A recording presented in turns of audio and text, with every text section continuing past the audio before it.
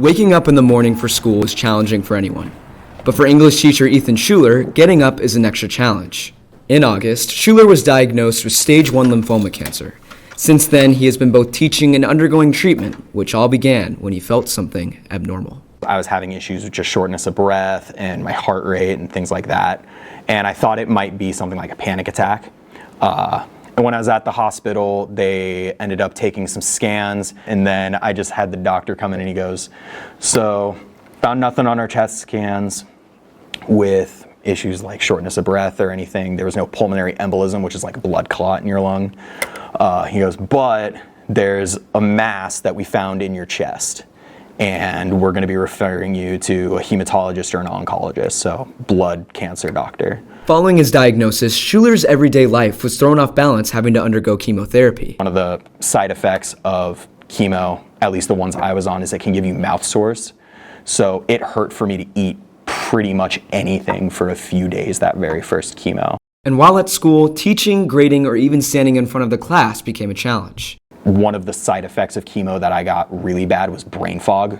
So it would be pretty common during that time for me to just be teaching and just forget where I was going for a minute. When Schuler had to miss school for appointments, GEHS staff rallied behind him to provide any support possible. History teacher Kelly McVeigh is one example of a teacher who stepped up. I volunteered to help him out with covering his first art class, just because I knew that he would be missing quite a bit of school, and I thought if he had the same person every Thursday or whenever he needed it, that it would help both the students and him with some consistency. So I just wanted to help alleviate any stress or any concerns that he might have at work while he's not here.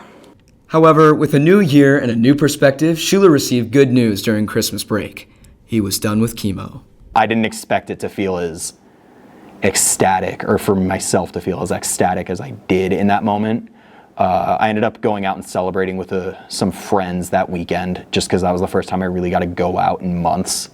Despite everything going on during treatment, Schuler has continued to show up for his staff and students every single day. I love being here, and during treatment in particular, being able to just take something where I could say, all right, I don't have to think about the really cruddy things going on in my life right now, and I can come here and I can do something with my day. That was really great for me. Over the next few months, Schuler will undergo radiation therapy and find out if he's in remission in May.